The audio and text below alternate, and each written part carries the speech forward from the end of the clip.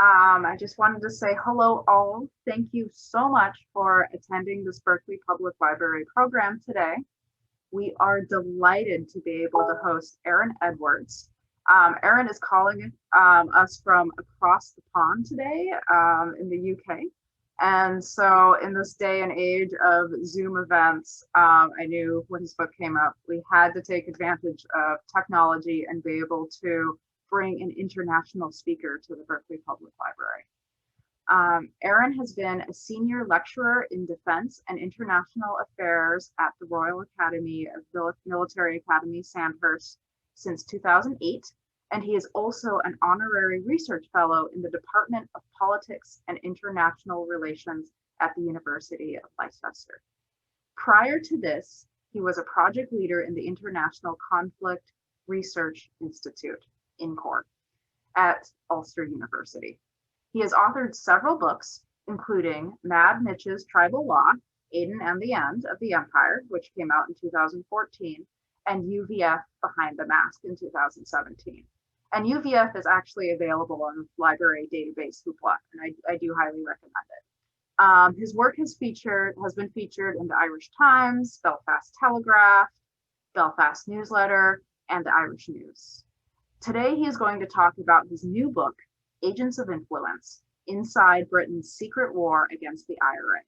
Thank you, Erin, for speaking to us today. We will answer general questions at the end of Erin's presentation.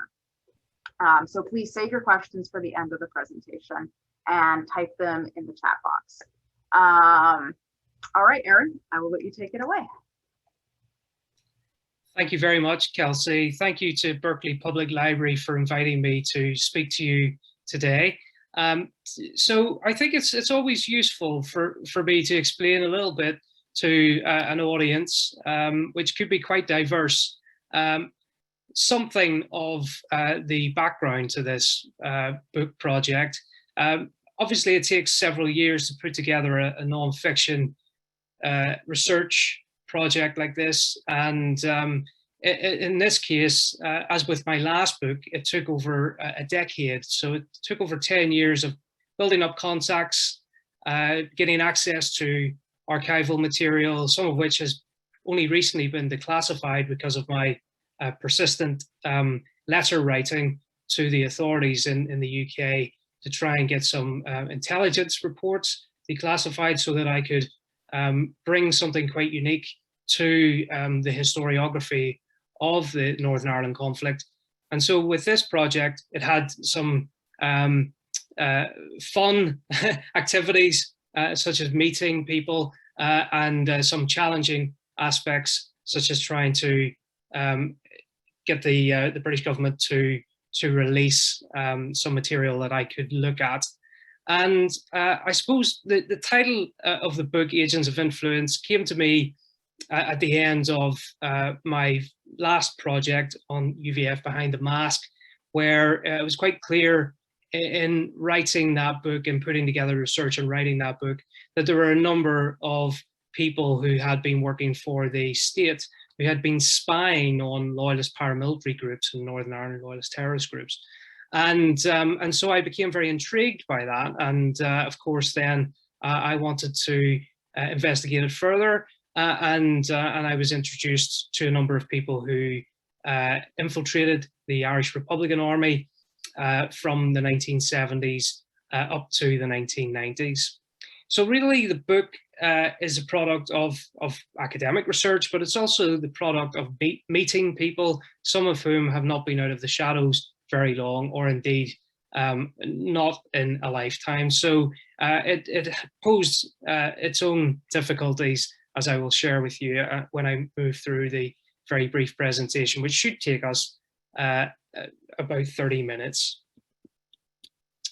So I think it's always useful, especially talking to a diverse audience from a different part of the world, just to share with you a little bit of the context and the background. I appreciate this will be familiar to some of you, or indeed for most of you who have an interest in Ireland, but it's not something that's that widely known actually even in the UK, the sort of context and background. And so Northern Ireland has been part of the United Kingdom well, for a long time. I mean, we could say that since partition 100 years ago, that Northern Ireland became a component part of the United Kingdom all over again, or that Ireland, the Republic of Ireland, the southern counties of Ireland seceded and broke away. So you can see here in the United Kingdom map that this is pretty much the political map as it stands between the UK and Ireland. But in the right-hand side of the screen, you have a demographic, a population distribution map, which shows the community background of people living in the north of Ireland, the 6 counties, Northern Ireland. This is 20 years old, so it's by no means an up-to-date reflection of the census, which has just been completed again every 10 years in the UK. 2021, we've just had a census. But the census here reflects, I think, the demographic and ethnographic or ethnic kind of divide between those who think of themselves as unionists, part of the United Kingdom, and those who think of themselves as Republicans, or part of a united Ireland. So they both, the two communities represented in the green and the orange look towards the United Kingdom, Great Britain, that link with Great Britain, and the green would look to a united Ireland free of British interference. But of course it is complicated because it's an ethno-national conflict, and you do have two communities living on the same part of the island. So it will be familiar to you, I guess, in terms of the Irish conflict generally. It has a long history, and you could take the start point here back to the plantation times, 1600s and 17th, so in the 17th century, when we get a movement of population from England and Scotland across to that part of Ireland, to Ulster. That's the 9 counties, although when it was partitioned, of course, Northern Ireland only constituted 6 counties. The other 3 are part of the Republic of Ireland. If you look down into demographics and the ethnic detail, really, and the maps in Belfast and Derry, for example, the 2 major urban areas, you will see that, again, that division is reflected.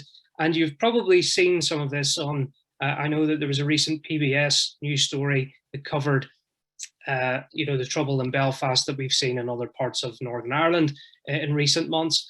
And what they did was they visited the 2 different communities in, for example, West Belfast. They also went into North Belfast. And it's been referred to as a patchwork quilt of sectarianism. And that kind of reflects the breakdown in populations. Now, population shifts being what they have always been in flux and they've always changed. And so the 2011 census will have reflected much greater change, I think, and then the one that's expected to be published at some point in the near future will again reflect that change and where you get people distributed. So that's a little bit about the context on the Irish conflict. But really, what I want to talk to you about, of course, is my book, which takes for its start point the period in the late 1970s. But of course, there is a backstory to this. So the Government of Ireland Act partitions Ireland. Partition actually comes over a number of years. The establishment of the Northern Parliament and government in 1921, and then 1925, you have the reporting of the Boundary Commission set up to kind of look at the demarcation lines for the border. It's approximately 300 miles long, and then that kind of settles in, but it's contested. And the earliest contestation over the border or the new dispensation in the 2 parts of Ireland came very early on in 1920 to 22. So that state formation, the outbreak of the initial troubles, what were referred to as the troubles, or pogroms, saw almost 500 people killed. There's been some very interesting research done on that. The majority of people who died there were civilians, rather than what we would today term combatants. Violence has periodically appeared in Northern Ireland since its formation. So in the 1930s, in the 1950s and 60s, then you have this gradual build-up of discord between the 2 communities. So the violence that we see that has manifested itself in Ireland over the past few decades really begins in the late 1960s. The IRA, as it was known at the time, split in 1969-1970 into a Provisional IRA, that was a newer breakaway group, and then what it left behind was the official IRA. So there's been a number of IRAs in Irish history, which makes it quite interesting. Brendan Behan, the great writer, Republican, said that the first item on any new IRA's agenda was the split. And so there is a prospect there always of some kind of fragmentation within republicanism. But on the whole, the Provisional IRA became the dominant group and was quite coherent and cohesive. Into the 1970s, that posed the emergence of the IRA, and when it changed from being a defensive force protecting the Catholic community into an offensive one, became a serious security concern for the British. And so they passed initially the responsibility for dealing with the IRA from the police to the army. The return of that police primacy, as it's known, in security forces operations meant that the powers that be there at the time and the security forces, what are the police, the army and intelligence services, really focused on supporting the police. So it was a law and order response.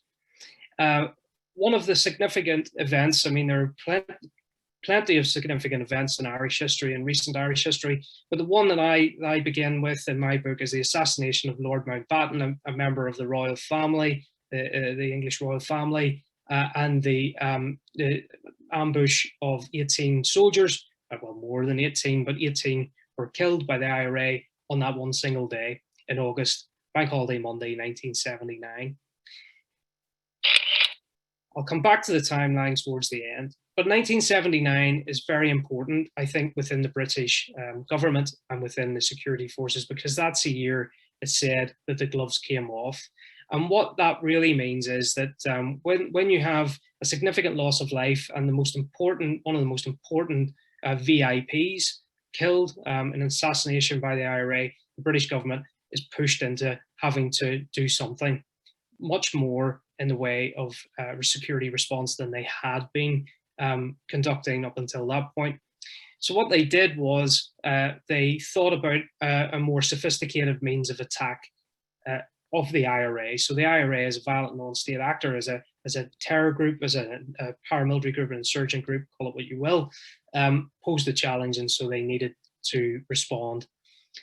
But they also had to respond, and this is where we see echoes with today and what's happening today with the Irish border. Because these killings happened, the border was central to the solution. And so what the British government decided to do was to build up a relationship, to gain more of a relationship with the Irish government, because the only way that it could really deal with the threat posed by the IRA was to work with the hand in glove with the Irish government. And relationships had always soured, and there are various times when the relationship was at its lowest, 1969, 1972, after the Bloody Sunday Massacre in Derry, and at other times. So that relationship wasn't good. In 1979, it had serious repercussions for the British government because it dried up intelligence.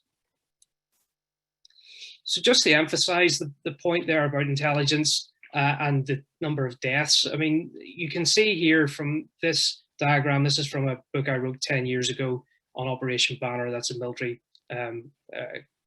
contribution to the conflict. You can see that there are places that are actually more dangerous for British personnel and also civilians, I might add. Almost 4,000 people lost their lives in the Troubles between the late 1960s and the 1990s. The Provisional IRA, as I've said already, is a very formidable opponent. And of course, this is a typical kind of scene, propaganda, video, and photographs that were taken of the IRA with heavy weapons, and indeed with some quite old weapons there as well. But generally speaking, they were a potent and a very ruthless and dangerous opponent for the British. The British knew what way the IRA had been organized. They had intelligence on the IRA.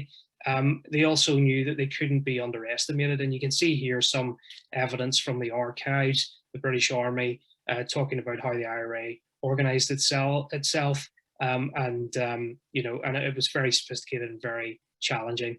And again, this is from a former Royal Ulster Constabulary as a police force special branch, which is the intelligence section, talking about the sort of, the deadly threat posed by the IRA. So one of the main ways that the British decided to try and curtail IRA operations was by planting spies or infiltrating spies into the IRA. They did this in two ways. They interrogated and turned some members of the IRA when they were arrested. And they also, in the case of two of these individuals, allegedly Freddie Scappaticci and also Dennis Donaldson, who are pictured in there, and they also infiltrated agents inside the IRA. Two of them, Willie Carlin on the left, who I will speak about, and Kevin Fulton is the third along. So the British response was intelligence-led and infiltrating spies inside the IRA. The brains behind the British response was Maurice Oldfield. Sir Maurice Oldfield had been the head, the chief of the Secret Intelligence Service, MI6, so the equivalent of the CIA. And in fact, he was a key liaison officer with the CIA in the 1960s, very experienced. He retired from his service in 1978 to a quiet research fellowship at Oxford University. And then he was brought out of retirement by Margaret Thatcher, the British Prime Minister, and asked to be a security coordinator. So he's the spy, the senior spy master at this time. And really his philosophy was that it's best to turn individual members of the IRA and have them work for the British against the IRA. So what Maurice Oldfield and others had to do was to persuade individuals to infiltrate the IRA, or to basically, if they had been turned, to then give information. Willie Carlin was an agent who had been recruited by the domestic service, MI5, so basically the equivalent of the FBI, I suppose, in the US. And then he was a young soldier. You can see here a photo of him in his British Army military uniform. He was from Derry City in the northwest of Northern Ireland. He was recruited in 1974, and he was sent back in to be the eyes and ears for MI5 and feed back political intelligence. By 1981, he had witnessed a murder in Derry by the IRA, and he decided then that he would work for British military intelligence. This is a photograph I took of him in Curzon Street, which is a famous street in London where MI5 had a headquarters at one time in the 1970s and 80s. Willie Carlin is an interesting character because, of course, he's from Derry. His sister is in the IRA. He's access to IRA people. He's really there at the forefront of the activity in that city. And so what he does is he builds up this profile of one individual in particular. It becomes very important for the British in the early to mid 1980s that they get information on the IRA's top commander.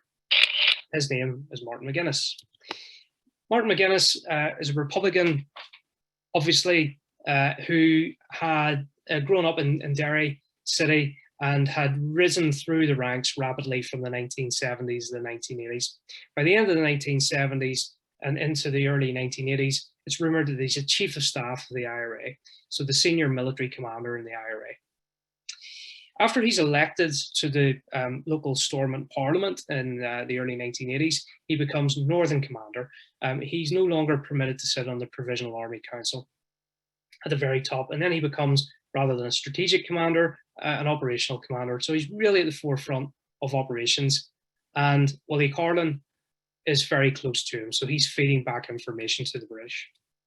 The sorts of information that Willie Carlin is feeding back to the British includes not only a kind of the innermost secrets of the IRA in terms of how they're organized, and you can see here this is a sort of schematic diagram of how the IRA is organized in Derry City at that time in the mid-1980s, but he's also able to give the British real psychological insights into Martin McGuinness's psychology. And that's important, as you can see here from a quote by one academic who said that depending on their position within a terrorist organization, agents and informers can provide two types of information: background information and including who's a member of the organization, its structure, and also the type of information that pertains to operations.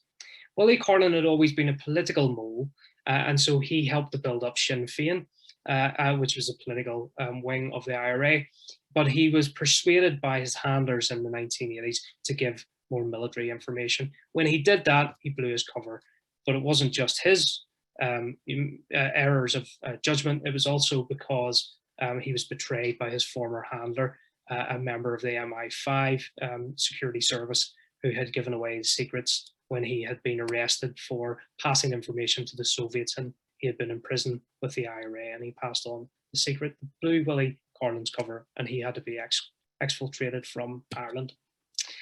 There's two contrasting views on the I suppose the successes of agents, or the utility of agents at that time. One former member of the RUC special branch says that agents were a force multiplier, inducing paranoia in the IRA that prevented mass attacks. Agents were preventing murders almost as fast as the provos were planning them. So as far as he is concerned, it was a success. If you ask the IRA, and I've done that, I've interviewed a number of IRA volunteers, former IRA volunteers, and they have said that it's only a minority of people who were active in the IRA. The other people were a lot of dead wood, so they were, superfluous, but they may have been assisting the IRA in driving cars, stealing cars, providing support, finances, training, so on. But that's where the touts, that's slang in Ireland for informer, that's where they thrive. I mean, hidden away in the undergrowth, you wouldn't know they were there. And that's where a lot of the danger comes. There are other agents that I profile in the book that were in the center of the IRA. They got there because they worked themselves into that position, and they were told to work themselves into that position over a number of years. It wasn't just human intelligence that gave the British authorities information on the IRA. It was also technology, the technological edge. There was surveillance regularly directed towards IRA members, signals intelligence, image intelligence, and also obviously human intelligence, and open source intelligence. This is a picture of Siobhan O'Hanlon, who was in the team that went to Gibraltar, but she then returned, and of course the three who were then killed by the SAS were the three who were on that operation. But this is a photograph, very famous, you can find it on the internet, of her being surveilled by British intelligence. It's thought, incidentally, that a human intelligence source within the general headquarters of the IRA gave up information about the Gibraltar Three. Jerry Bradley, who's a very reliable witness, he's now deceased, he wrote about his time in the IRA, and he was in little doubt that actually the British had the technological edge over the IRA. They knew, as he said, who the players were, and the players, it said, were in this game, this sort of intelligence, counterintelligence game. And you can read for yourselves there that he suggests that actually it was a winning edge for the British to stop the IRA by the 1990s. But we know that a peace process was already in train by the 1980s and came to fruition in the 1990s. So I think that I'll simply move towards an end with my formal presentation on some of the findings from the book, and then take some questions. I think that the book has quite a complex tale to tell, but it's told in a very accessible way. And I was keen really to get to engage people with the subject matter, because it is very controversial still in Ireland. But I know that in an international setting, it's of interest to people because of what has gone on in Ireland over many, many years. So what I found was that British intelligence built up a comprehensive intelligence picture of the IRA. They were spying on the IRA and other terror groups, but it raises questions about morality, ethics, and the rule of law. And these issues are they have become central to the Northern Ireland peace process today. New revelations about intelligence operations sometimes serve to undermine confidence in the Northern Ireland peace process. And a quick search engine look at Northern Ireland would reveal that a lot of the controversial aspects of the conflict that keep coming back and threatening to derail the peace process originate from what is often referred to as the dirty war. Thank you very much. Thank you so much, Aaron. That is a fantastic talk, and really, I learned so much. Thank you. So we can now take audience questions. If you want to type your question into the chat, I'll go ahead and read it to Aaron. While the audience is taking time to come up with questions, I have a question for you, Aaron. How does Brexit potentially impact sectarian activity in Northern Ireland? Oh, that's a great question. It's very current because it's provoked a lot of political instability, unfortunately, in Northern Ireland. The border has become central, but not in the way that we have become accustomed to look at the border. You know, as central as a psychological divide between people in Ireland. It's now become a divide between the Unionist community and the rest of the United Kingdom. And so we hear and we see protest action in Northern Ireland currently about this border in the Irish Sea. And so I think that Brexit has had a number of intended consequences, but also unintended consequences. And so it's threatening stability in Northern Ireland at the moment, but we will have to wait to see how that plays out. All right. And so looking at the chat, Melinda asks, how did you get information from the British government? Here in the US, there is the Freedom of Information Act. Is there something similar in the UK? That's a great question. Thank you for that. Yes, Freedom of Information requests were completed by me over many years. And actually, the UK government brought in the Freedom of Information Act in the year 2000. And because of obviously influence from the US. And for 21 years, it's been a useful tool for historians like me to gain access into the innermost secrets of the British government in the past. We've had for a number of years a 30-year rule, so we can only really get access to declassified information if indeed it is declassified. A lot, I'd say a vast majority of information that's retained by the British government will never see the light of day. I've tried, but only a very small proportion is declassified. And so what I managed to do was to really go to our national archives and find that listed and simply make those FOI requests and FOI requests of government departments. And then they have to then carry out a public interest test, and they have to weigh up a number of factors: national security, the health and safety of individuals who may be impacted by the release of that material, and so on. And I was lucky with some, but the vast majority of the requests that I made were unsuccessful. So again, emulating my friends and colleagues in the States, I deliberately took the road of looking at documents this time. My previous book was much more about oral testimony and interviews, but this one is certainly about documents. And I was very surprised actually by the amount of information I was able to get my hands on, which has been frankly unprecedented. It's unusual to find intelligence information released, secret intelligence information released into the public domain in the UK. Steve asks, did the IRA achieve what they wanted through terrorism? Has Sinn Féin and former IRA members reconsidered/renounced their tactics?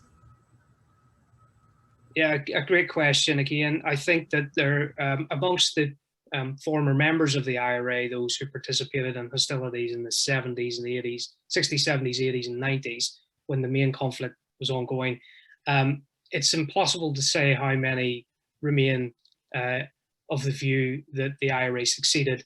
I spoke to quite a number who told me that the IRA was defeated.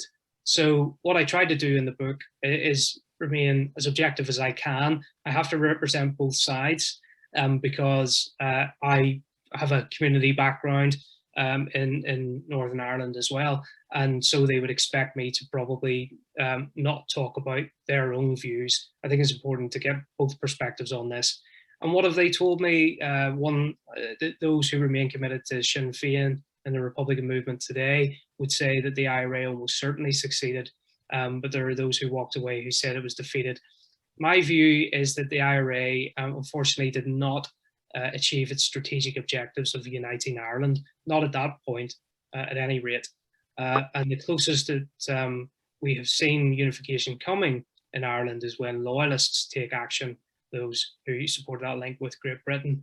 And we're in one of those scenarios again today. I think that the more the IRA ramped up its violence, the less likely the British government were to give in to that and to make concessions. They did make concessions. IRA prisoners were then permitted parole in the mid-1990s, and then in 1998, under the terms of the peace agreement, Good Friday Agreement, they were released from prison, and the prisons were, some of them were taken down, and so they live as free people, even though they were sentenced to very many years in prison.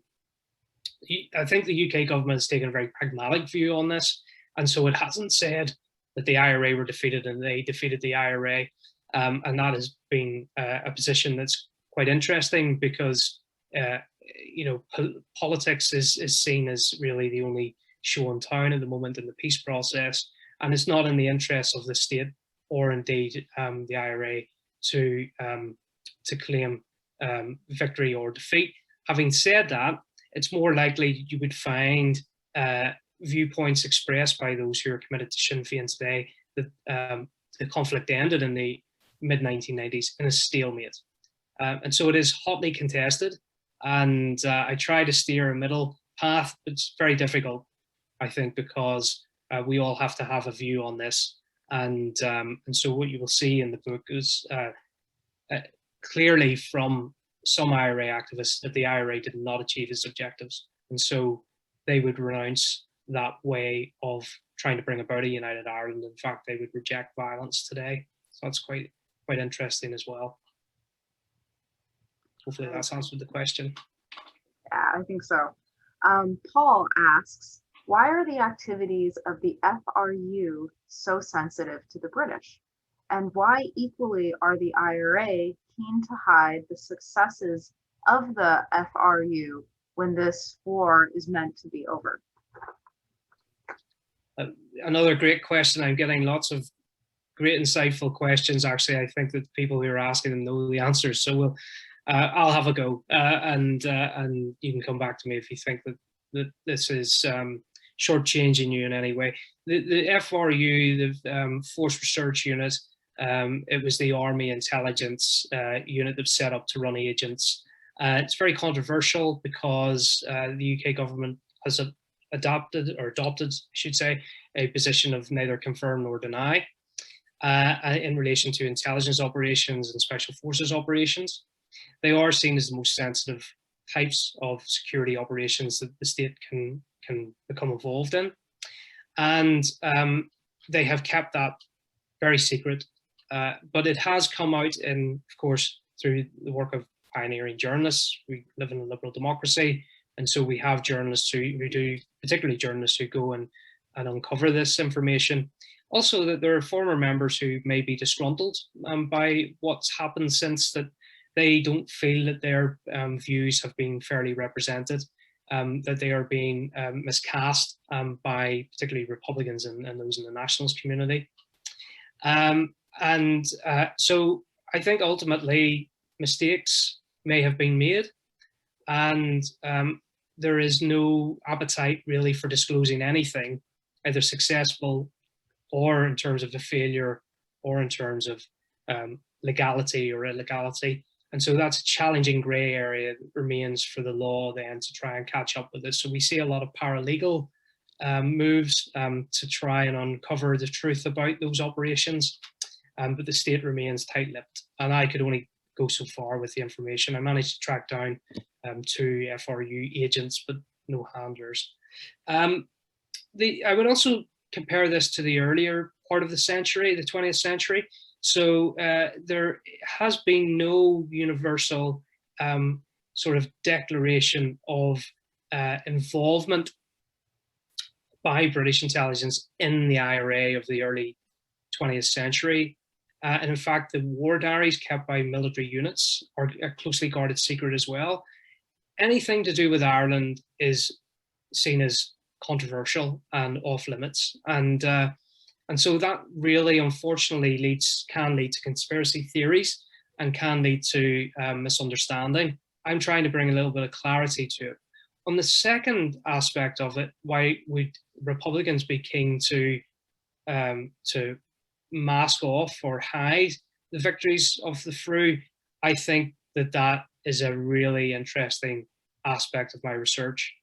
And actually, the consequence of that is that Republicans have not really engaged with the research. I think because quite a number of former IRA personnel were working for the British, and some of them have only really come to light in recent years. So it can be destabilizing for the Republican movement to look too closely at this. And I guess that's probably one reason why they don't do that.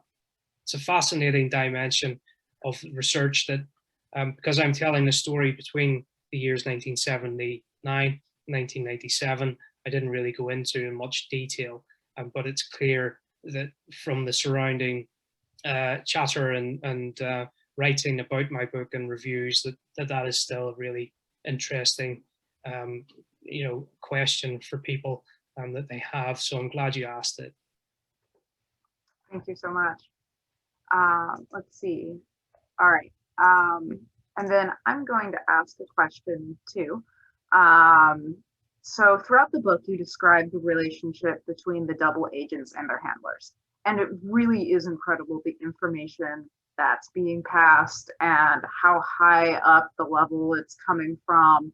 The question I was wondering is, did the handlers play any role in making suggestions for the operation of IRA activity? Or did the handlers just purely collect and pass on information from their agents?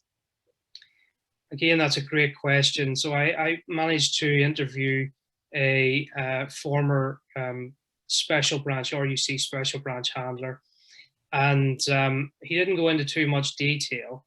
And then, so I persisted with other officers within that intelligence unit. And what they said to me was that agents must be passive. They must be passive vessels collecting information and channeling it. That they can be, in some respects, they can be tasked to go and find information out, but that they should not be actively participating in the business of terrorism. But we know from revelations by, the journalists have managed to get their hands on some of these, some of this evidence to suggest that they were. And so that becomes, again, a very gray area, very controversial.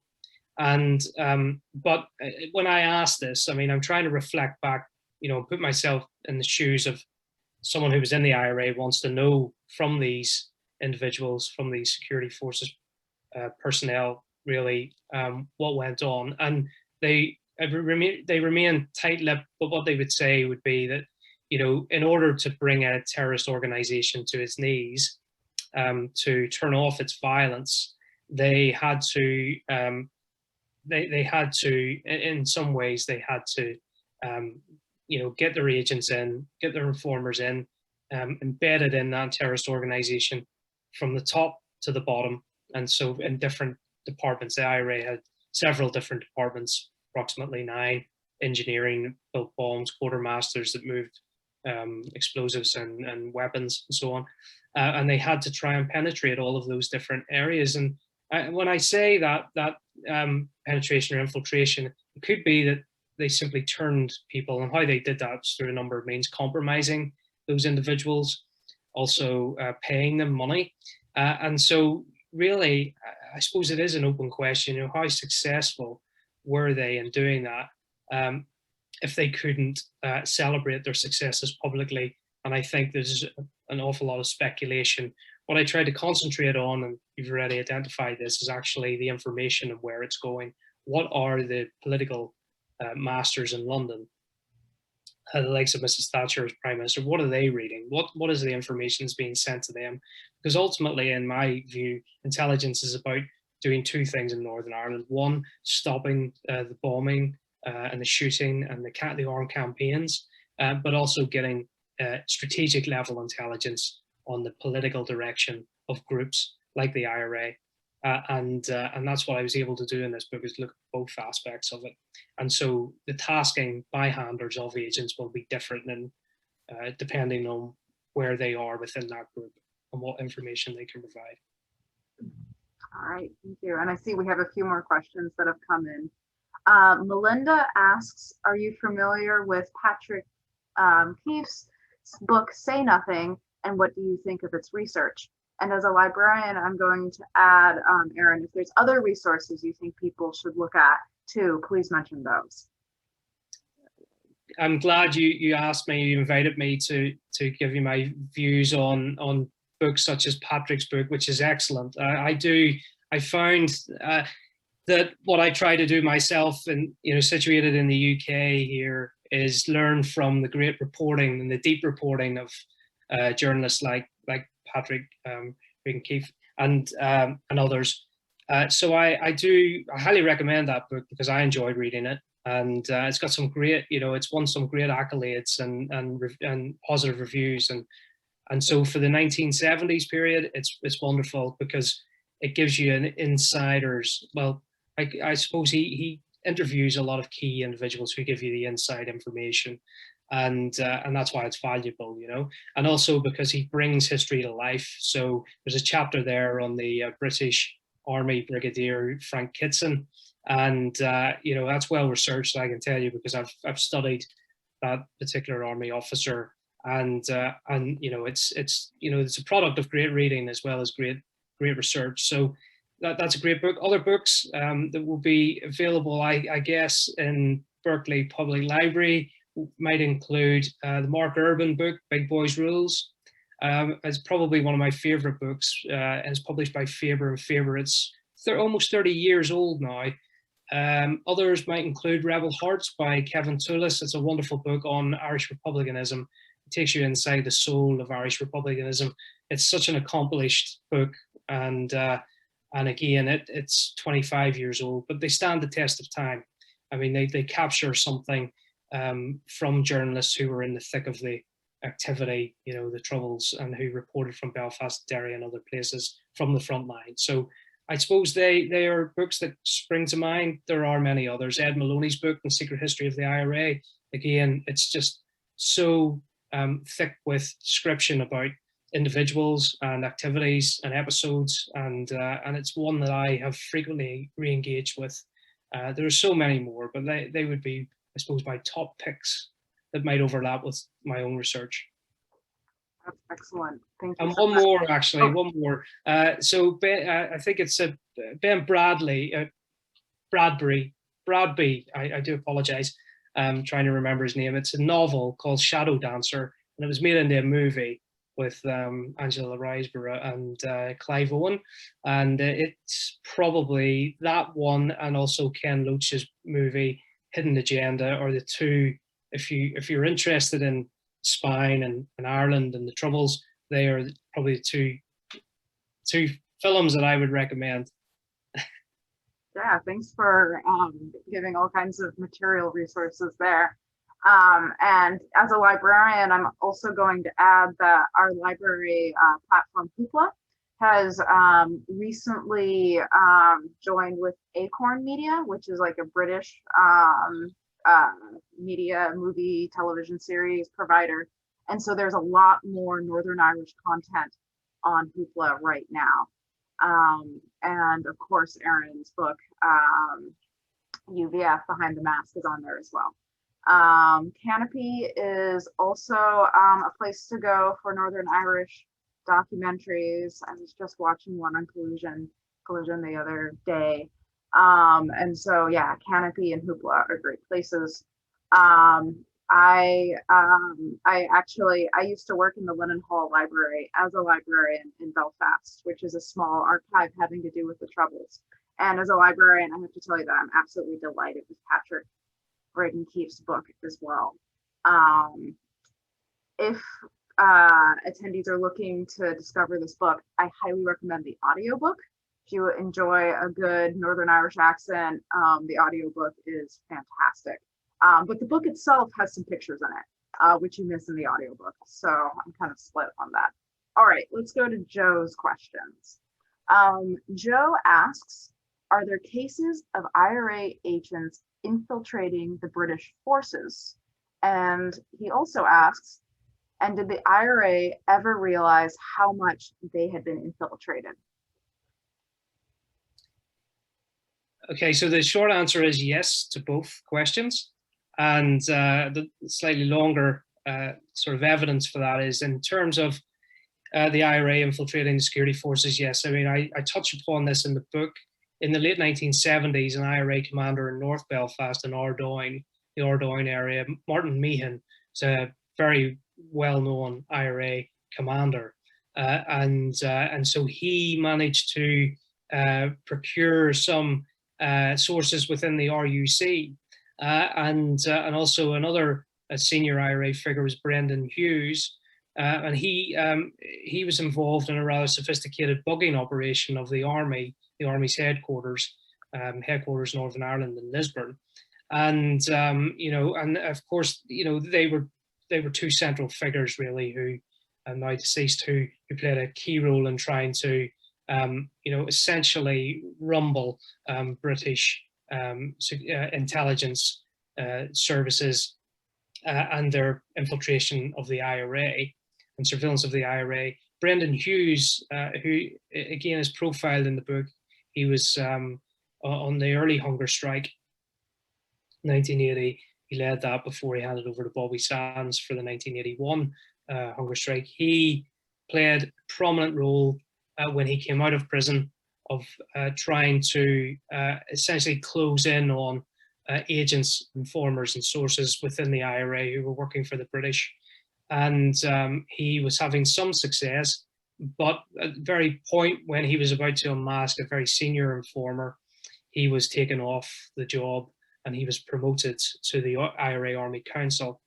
And so he didn't have day-to-day responsibility for that. But it's said through, I've interviewed someone who was key for putting together Patrick Reed Keefe's book, Anthony McIntyre, who told me he had a conversation with Brendan Hughes in 1986 in, I believe, the Maze prison in Northern Ireland. And they talked about where the IRA was likely to be infiltrated. And I think it was Anthony who said, and this is relayed in the book, that it would be the Internal Security Department, the IRA's internal police, that they would be compromised. And that's where Brendan Hughes was closing in on that unit before he was taken off that job. And I think that into the 1990s, those agents remained. In fact, some of the agents still remain. Some of the sources who'd compromised the IRA still remain in positions today in the Republican movement, and that's what I've been told. Whether or not that's true, that's kind of an open question. I haven't really answered that myself in my own mind, but there's certainly allegations that there were agents left behind enemy lines. All right, Paul asks, we are now facing threat of violence from the Loyalist community. Did they see the Good Friday Agreement as just feet of the IRA? Or faced with the unification of Ireland, could war restart?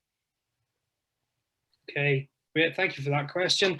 Well, Unionists did not fully buy into the Good Friday Agreement. Mainstream party did, but the Democratic Unionist Party walked away. Democratic Unionist Party, incidentally, are the prominent party today. Just about. There's some breaking news from Belfast that they have internal issues, problems, and you can check that out on newsfeed at your leisure. But they were not. They were critics of the peace process. Then they, of course, famously, Ian Paisley and Gerry Adams sat down in 2007 to staff that power-sharing executive on behalf of everyone in Northern Ireland. So, but there was disgruntlement still there. Loyalist paramilitary groups bought into the peace process. They had some of their senior members were present when the Good Friday Agreement was signed. They had been consulted. They had been consulted by the British and Irish governments. and then they had accepted that deal, and actually they went to the extent of policing that deal, that ceasefire, and shoring up the peace agreement by carrying out internal disciplinary measures against their members by shooting, maiming, or indeed killing some of those members. They find themselves in a very interesting position at the moment. 2016, Brexit, of course, came through as a predominant view of the UK. In Northern Ireland, unionists, a lot of unionists voted for Brexit, but they didn't vote for what they're saying at the moment. And so that's where the crux of the matter lies. They feel that they have been, in their words, sold out. They are a people under siege. Unionists and loyalists are often characterized as a people under siege. I think that they have always had difficulty coming to terms with the new political dispensation. And we're seeing that reflected, sadly, in ongoing violence. And as we move into July and the so-called marching season in that part of the world, we may see an uptick in violent protest action. We'll certainly see the upsurge in protest action, but whether that leads to any kind of concerted violent campaign has to be seen. But clearly they are out of sorts. They feel themselves to be out of sorts with the world as it is currently, and they want to register their protest. All right, thank you.